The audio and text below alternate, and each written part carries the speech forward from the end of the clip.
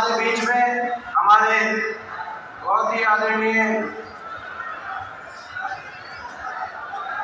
हमारे नेता चौधरी भूपेंद्र सिंह हुड्डा जी, हमारे बहुत ही आदरणीय हरियाणा प्रदेश कांग्रेस कमेटी के लोकप्रिय अध्यक्ष जो हमारे बीच में पहुंचे हैं, हम सब मिलकर उनका बहुत बहुत स्वागत करते हैं कि हमारे महम में आज वो इस जन आक्रोश रैली में हमारे बीच में आए हैं। हमारे आदरणीय चौधरी उदयभान जी हमारे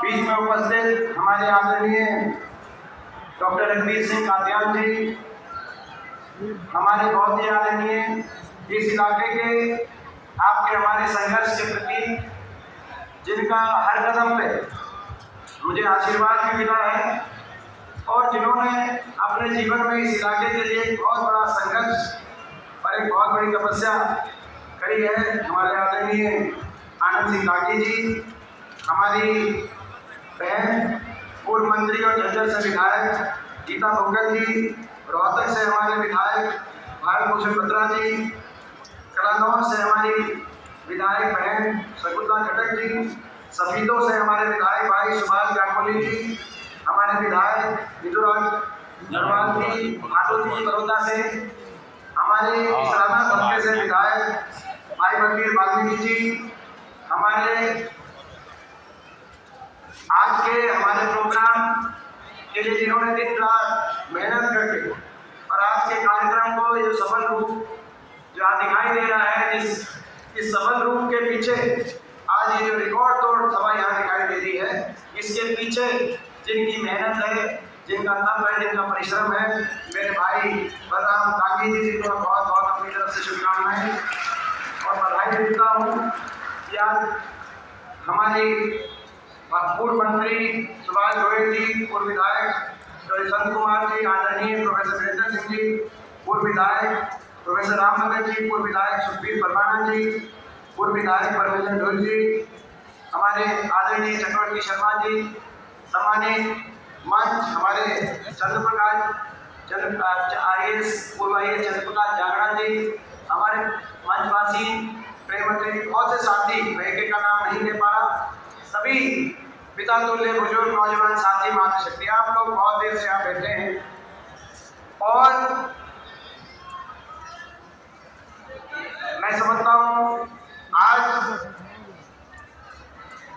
चुनाव के बिगुल बजने के बाद ये पहली सभा है और सभा क्या है, जन आक्रोश रैली की तिथि का निर्धारण किया गया था। जैसे बलराम ने बताया, जन आक्रोश रैली जो कांग्रेस पार्टी की प्रदेश के कोने कोने में चल रही, लेकिन ये जन आक्रोश रैली नहीं है, ये आज चुनाव के बिगुल बजने के बाद लोकसभा चुनाव की भी और हरियाणा की राजनीति में परिवर्तन की नींव रखने का काम आज आपने यहाँ पर आकर किया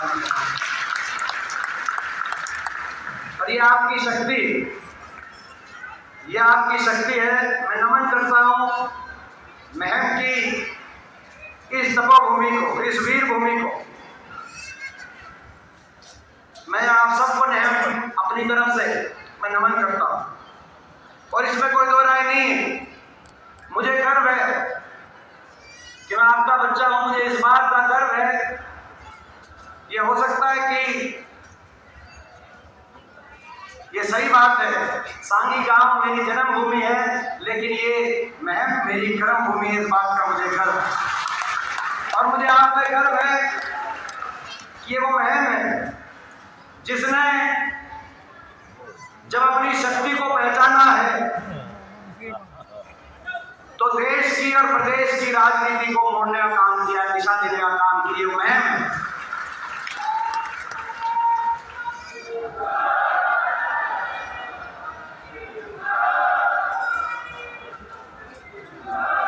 चाहे वो 90 की बात हो, जब आपने देश की राजनीति को दिशा दी, और चाहे वो 91 का चुनाव हो, लोकसभा का चुनाव, जिसमें महम की जब लीड आई थी तो ऐसी लीड आई थी, ऐसी नींव आपने रखी कि आने वाले समय में हरियाणा के अंदर परिवर्तन हुआ, चौधरी भूपेंद्र सिंह हुड्डा जी के माध्यम से हरियाणा आगे बढ़ा, आपकी सरकार बनी, आपके स्वाभिमान की जीत हुई, उसकी नींव भी अगर रखी गई थी तो 91, 90 और 91 देश की और प्रदेश की राजनीति को दिशा देने का काम आपने किया था। आज मैं कहना चाहता हूं, आपको मैं याद दिलाना चाहता हूं, आपको अपनी शक्ति का एहसास कराना चाहता हूं, और मैं ये आपसे उम्मीद रखता हूं, आपसे भरोसा रखता हूं कि जैसे तब BBC से खबर आती थी, सारे अखबारों में खबर चलती थी कि मैम ने दिशा दे दी, ये आज आपकी शक्ति है।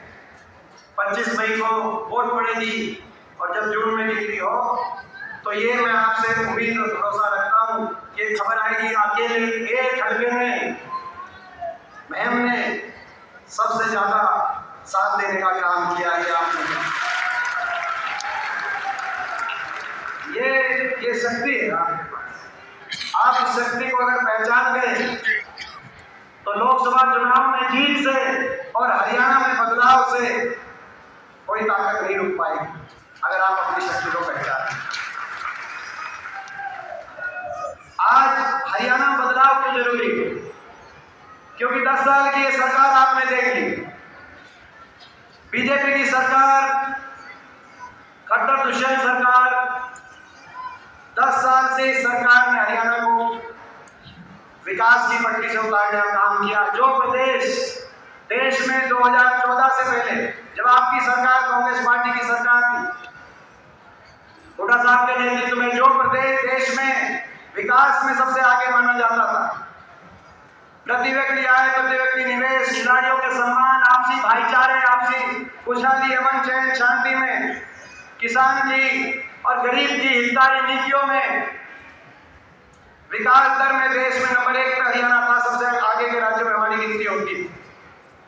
14 में भाजपा को मौका मिला, आपने सोचा शायद अच्छे दिन ये लाएंगे, अच्छे दिनों का नारा है, लेकिन आज 10 साल के बाद वही प्रदेश विकास में तो 17वें नंबर पे पहुंच गया, लेकिन देश में बेरोजगारी में आज नंबर 1 बना दिया।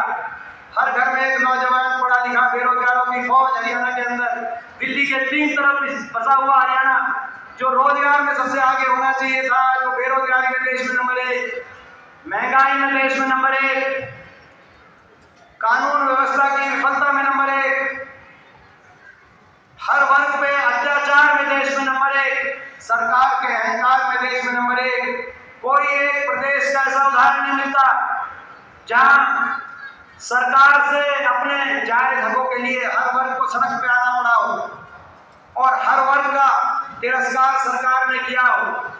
कर्मचारी ओल्ड पेंशन स्कीम के लिए आए, उन पे लाठीचार्ज, सरपंच, मेंबर, जिला परिषद के सदस्य अपने अधिकारों के लिए आए, उन पे लाठीचार्ज, मनरेगा का मजदूर अपने मानदेय के लिए आए, उन पे लाठीचार्ज, ग्रामीण सफाई कर्मचारी, चौकीदार करनाल में पहुंचे, उन पे लाठीचार्ज, आशा वर्कर, आंगनबाड़ी अपनी मांगों के लिए गई, उन पे लाठीचार्ज, किसान 1.25 साल तक किसान आंदोलन में पूरे देश में, अगर एक प्रदेश के अंदर बार बार लाठीचार्ज हुआ, बार बार आंसू गैस के गोले छोड़े गए, किसान पे हर तरह का किसान का अपमान हुआ, 750 शव इन धरनों से वापस आए, लेकिन सत्ता में बैठी सरकार ने किसी के घर जाकर आंसू पोंछने की बात तो दूर थी, सहानुभूति के 10 शब्द भी नहीं कहे, लेकिन तिरस्कार के शब्द किए। तो उस प्रदेश का नाम हरियाणा।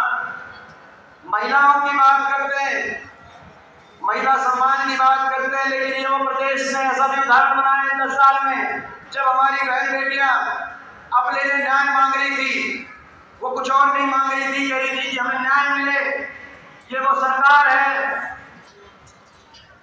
जिस सरकार ने एक सत्ता में बैठे किसी व्यक्ति ने नहीं कहा कि आपको न्याय मिलेगा, जायज कार्रवाई होगी, जो कोई दोषी होगा उस पर सजा होगी, आपको न्याय मिलेगा। दिल्ली की सड़कों पे, जंतर मंतर पे हमारी बेटियों को जब घसीटा जा रहा था तो मूक दर्शक बनी हुई थी बीजेपी की सरकार और उनके सारे प्रतिनिधि। महिलाओं का तिरस्कार हुआ तो हरियाणा में, और जब चंडीगढ़ के अंदर विधानसभा में जब बात उठाई गई कि एक संदीप सिंह मंत्री है खेल विभाग के, उन्हीं के महकमे की एक हमारी बेटी जो कोच है, उनके ऊपर दुष्कर्म का आरोप लगा है, दुर्व्यवहार का आरोप लगा है। जब रक्षक ही भक्षक हो जाए तो जनता कहां जाए? क्या कसूर था उन बेटियों को जिनको दिल्ली की सड़कों पे घसीटा गया, और क्या कसूर था उस बेटी का जिसने, और जब ये आरोप लगा और चंडीगढ़ की विधानसभा में खड़े होकर हुड्डा साहब ने कहा कि उसका इस्तीफा होना चाहिए, तो मुख्यमंत्री जी ने कहा, आज वो नहीं बोल रहे थे, बीजेपी का घमंड बोल रहा था। उन्होंने कहा संदीप सिंह मंत्री है, मंत्री रहेगा, मंत्री रहेगा। और आज मैं भी में कहना चाहता हूं, बीजेपी का ये घमंड टूटेगा, टूटेगा, टूटेगा।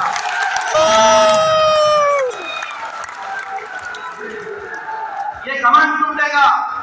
हर वर्ग का तिरस्कार किया, हरियाणा को विकास की पटरी से उतार दिया, गरीब सारी योजनाएं बंद कर दी।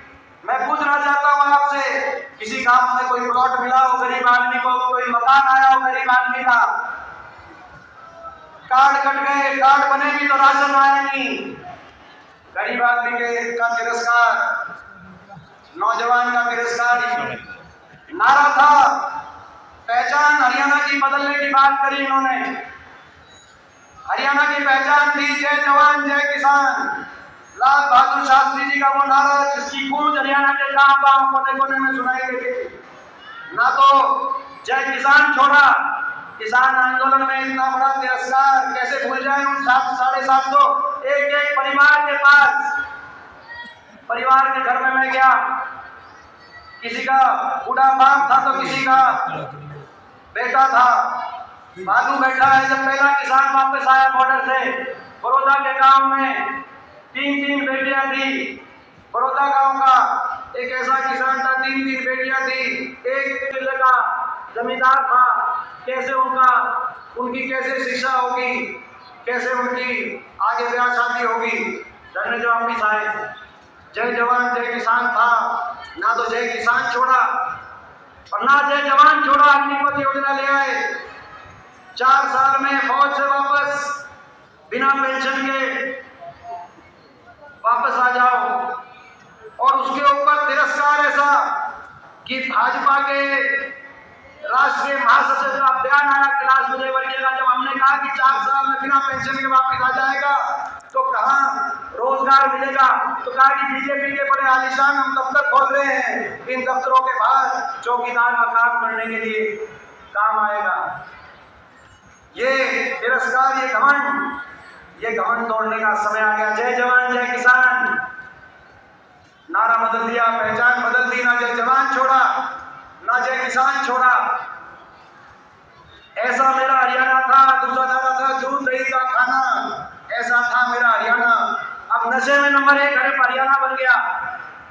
खिलाड़ियों का तिरस्कार, न खेल की तरफ न फौज की तरफ। गांव के स्टेडियम जहां सुबह रेस के लिए, दंग बैठक करने के लिए जहां पर होड़ लगती थी वो खाली हो गए। वो कोचिंग सेंटर खाली हो गए जहां कोचिंग लेकर फौज में जाता था, सीआरपीएफ में जाता था।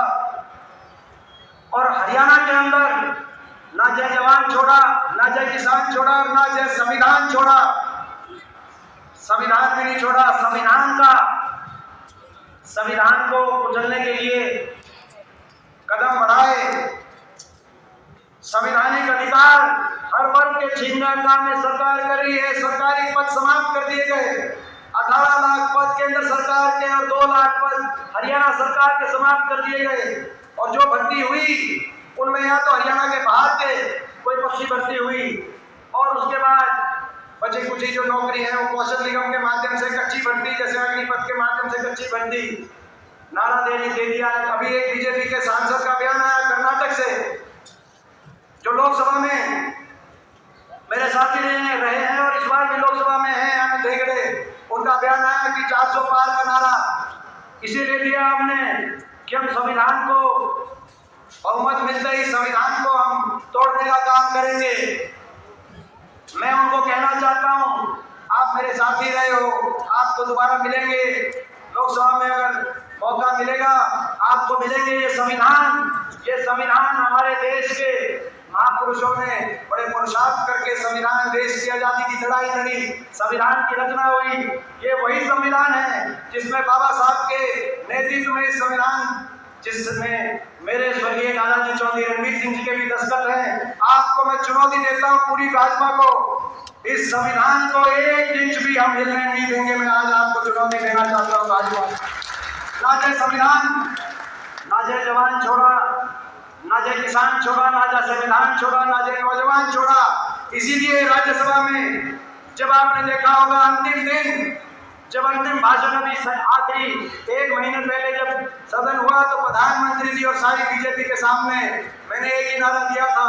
मैंने यही कहा था कि भाजपा वालों कान खोल के सुन लो, जय जवान, जय किसान, जय संविधान और जय नौजवान। मैं इस नारे की जीत हूँ। तो आज इसकी लड़ाई हरियाणा को बचाने की भी लड़ाई है, और भाई संविधान को बचाने की लड़ाई, लोकतंत्र को बचाने की भी लड़ाई है।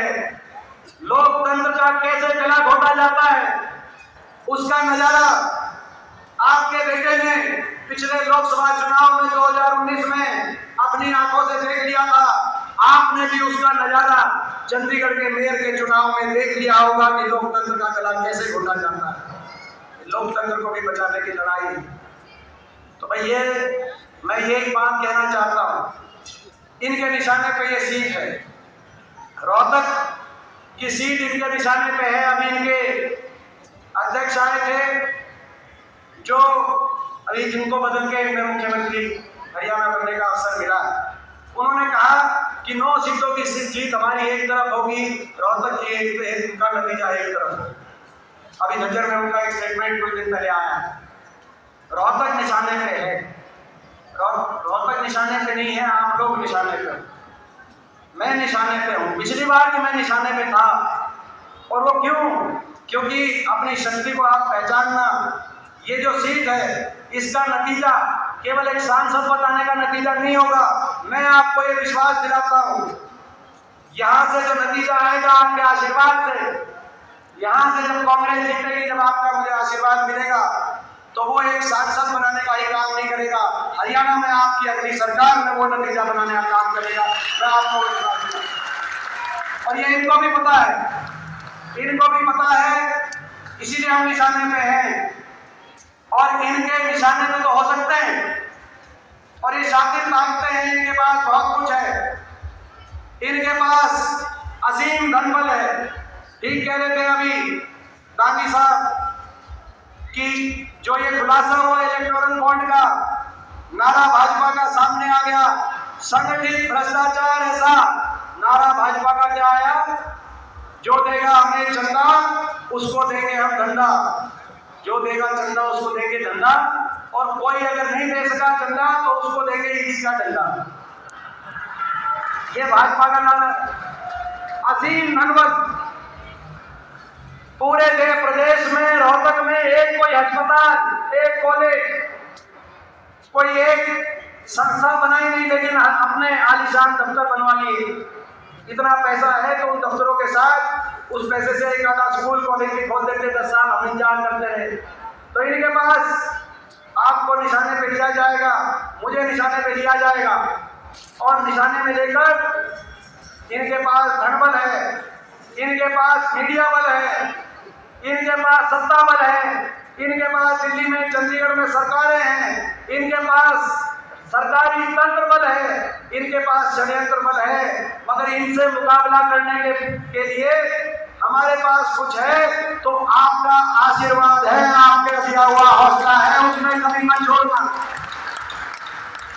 उसमें कमी मत छोड़ना।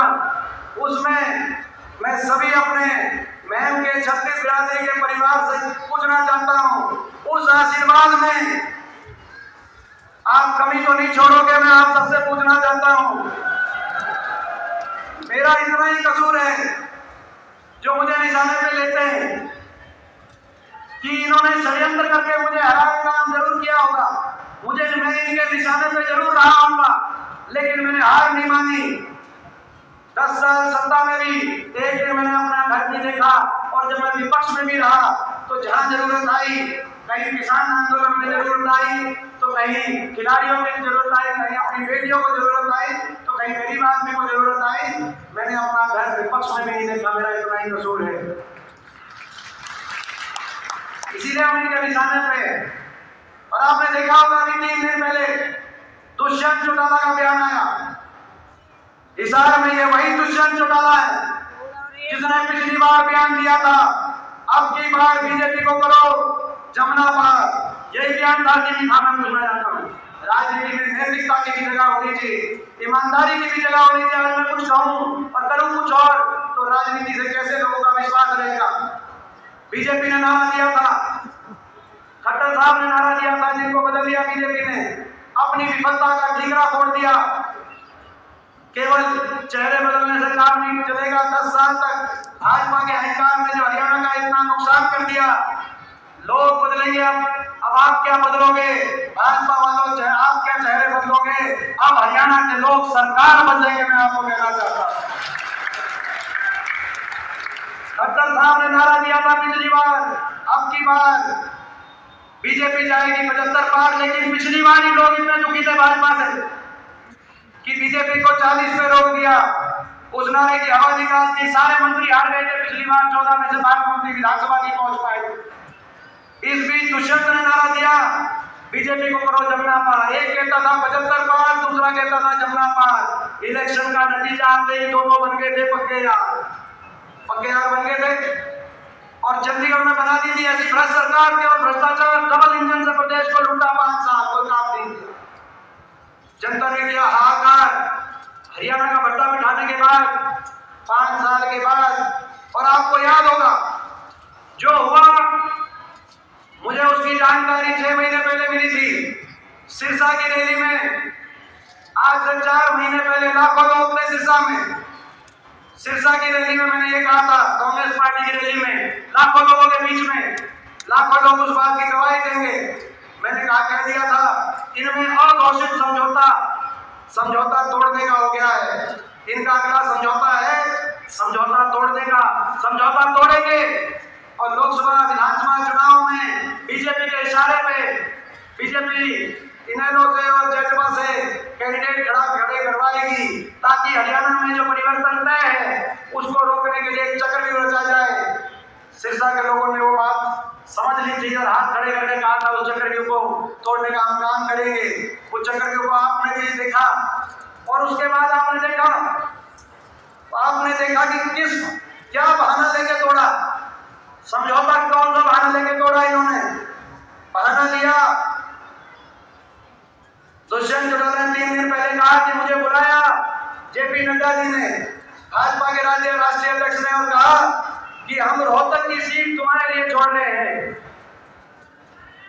यही रोहतक यही कहा कि भाई दुष्यंत रोहतक की सीट आपके लिए छोड़ रहे हैं।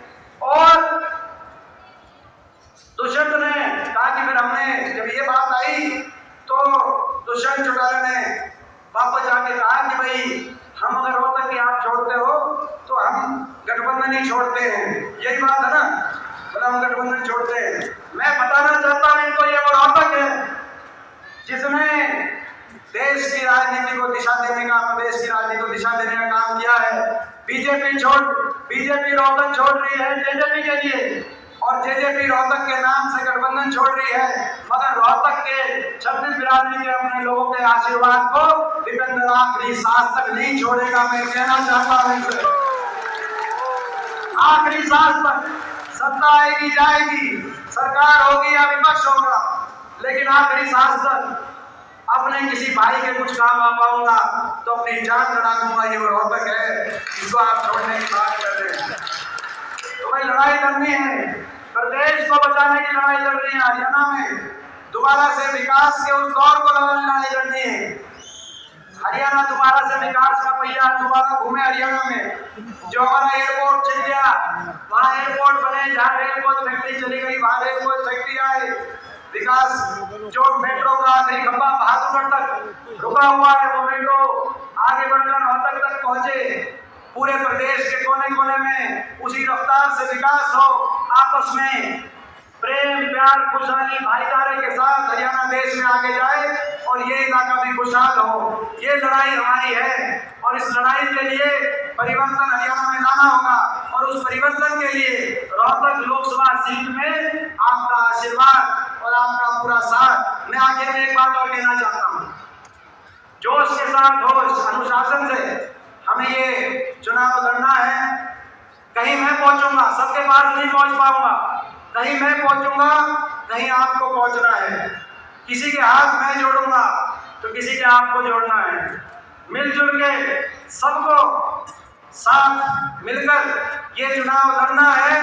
इनके पास शक्तियां हो सकती हैं, मगर इनके पास जो जातीय नाकारा शक्तियां हैं, हमारे पास सच्चाई की और अपनी मेहनत की हमारे पास ऐसी शक्ति है जिसका कोई कार्ड इनके को ना आज मिल रहा ना इनको मिलेगा। मैं आपसे पूछना चाहता हूँ, इसमें 2 महीने का इलेक्शन हरियाणा से कितना ये डरे हुए हैं, आप अंदाजा लगाओ। चेहरे भी बदल दिए, सरकार भी बदल दी और चुनाव की तारीख भी बदल दी। हरियाणा का चुनाव कितना आखिर में करा रहे हैं। तो भाई 2 महीने का समय, इन 2 महीनों में मैं आपसे हाथ जोड़ के पूछना चाहता हूँ, आपके इस बच्चे को इन 2 महीने में आप संभालोगे कि नहीं संभालोगे? मैं आप सबका बहुत बहुत धन्यवाद करता हूँ। और आज की जो भाई आज के चुनाव का बिगुल जो बजा यहाँ से बहन से, उसकी सफल और इस रिकॉर्ड तोड़ जन आक्रोश रैली के लिए अपने भाई बलराम को विशेष तौर से मैं बहुत बहुत मुबारकबाद देना चाहता हूँ। यहाँ आपकी जो मेहनत है मैं देख रहा हूँ और आपका जो ये आशीर्वाद है जो आज आपने मुझे दिया है, मैं आखिर में यही विश्वास दिलाते हुए ये आशीर्वाद रंग लेके आएगा। आपके नतीजे की गूंज दिल्ली भी जाएगी और चंडीगढ़ में ये आशीर्वाद आपकी सरकार लेके आएगा। आपका बहुत बहुत धन्यवाद।